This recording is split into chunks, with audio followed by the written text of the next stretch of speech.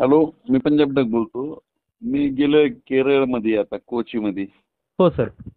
तर कोची केरळ आहे मी. तर आता इथं केरळमधून महाराष्ट्रातल्या शेतकऱ्याला एक अंदाज सांगतो हा सर. की राज्यातल्या शेतकऱ्याला म्हणा की आजच्या दिवस थोडं दुपारपर्यंत होऊन जाईल, पण विदर्भात नंतर रात्रीच्या पूर्व विदर्भात पाऊस सुरू होईल. हा सर. वर्धा, नागपूर, भंडारा, गोंदिया, चंद्रपूर, यवतमाळ, अमरावतीपर्यंत. हो सर. त्याच्यानंतर 27, 28, 29ला पूर्व विदर्भ, पश्चिम विदर्भ, दक्षिण महाराष्ट्र, उत्तर महाराष्ट्र, कोकणपट्टी, खानदेश सगळीकडे 27 ते 30 तारखेपर्यंत जोराचा पाऊस पडणार आहे. हा सर. काही ठिकाणी मुसळधार, कुठं अति मुसळधार, कुठं रिमझिम, कुठं पेंडॉलधार, विजेच्या कडकडासह जोराचा पाऊस पडणार आहे.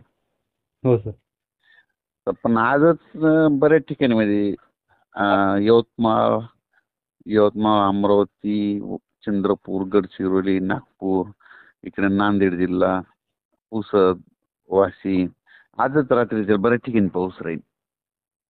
हा म्हणजे पूर्व विदर्भात आज मी रात्री. म्हटलं ना 26 तारखेला जरा येईल समजा. हा सर. आणि ती जी तारीख सांगितलेली आहे तुम्ही त्या हो, तारखेप्रमाणे आता 26लाच विदर्भात हे करेन आगमन म्हणलं. हा सर. हा, हो तुम्ही ज्याप्रमाणे सांगितलेलं आहे सर त्याप्रमाणे आज वातावरणात बदल झालेला आहे. हो. नक्कीच तर सर. आज बघा ना तुम्ही, आज रात्रीच्या काय होईल, तांबडा आभाळ होईल खूप. काल झालं तर बऱ्याच ठिकाणी. हो सर. आज जरा जास्त होईल, लगेच मग लक्षात घ्यायचं. खूप लहान झालं की समजा अतिवृष्टीच होणार. हो सर. नक्कीच हे 27, 28, 29 सप्टेंबरचं वातावरण थोडं म्हणजे अतिवृष्टीचं, ढगफुटीचं. हा, जरा जास्त पाऊस आहे. हं. त्याच्यानंतर ऑक्टोबरच्या पहिल्या आठवड्यात पावसाचा जोर ओसरणार आणि शेतकऱ्याला सोयाबीन काढायला चान्स देणार आहे निसर्ग. हा सर. त्यामध्ये एक आनंदाची बातमी देखील म्हणता येईल. हो, पाऊस देखील पडला ना, आनंदाची बातमी. हां, परंतु सर मी एवढंच सांगेल शेतकऱ्यांनी, की म्हणजे सतर्क राहायला हवं आता, कारण की अलर्ट दिलेला आहे 27, 28, 29 सप्टेंबर. आपले हो. घरं जवळ करायची किंवा आपले जर नदीकाठी जर घरं असतील तर नक्कीच आपल्या म्हणजे हं. दूर राहण्याची सोय केली तरी चालेल सध्यापुरती. हो. कारण की मागे जे अतिवृष्टी अलर्ट दिलेला होता सर आपण तो हं. अलर्टचं अनेक जणांनी पालन केल्यामुळे अनेक जणांचं नुकसान देखील वाचले. म्हणजे जीवितहानी झाली नाही. हो म्हणजे ना. शेती पिकांचं म्हणजे शेती पिकवणारा माणूस म्हणजे जगला पाहिजे. म्हणजे तो महत्त्वाचा आहे जास्त सध्या तरी. हो. शेतीपेक्षा देखील. आणि नक्कीच सर आपण देखील वेळोवेळी अंदाज देताय. वेगवेगळ्या माध्यमातून देण्याचा प्रयत्न करत हं. आहे. कारण की तुम्हाला वाटतं, की हा अंदाज शेतकऱ्यांपर्यंत पोहोचायला हवा. जितका हो. जास्त शेतकऱ्यांपर्यंत आणि लोकांपर्यंत पोहोचल, तेवढा त्या हं. लोकांना फायदा होईल. असं हं. तुमचं म्हणणं आहे सर. आणि तुम्ही कुठेही जाओ, बाहेर फिरायला गेले जरी असले, म्हणजे वेगवेगळ्या ठिकाणी तुमच्या म्हणजे शेतकरी तुम्हाला बोलवतात. बाहेर आता आज तुम्ही केरळमध्ये आहे. हो, एवढे पूर आले. कोचीला आहे मी आता. हो. कोचीला आहे. तरी देखील तुम्ही म्हणजे कॉल रिसीव्ह केला आणि तुम्हाला वाटलं की काही ना काही महत्त्वाचा अंदाज आज देणं लागेल. कारण की जेवढ्याही शेतकऱ्यांपर्यंत जाईल तुम्हाला असं वाटतंय सर.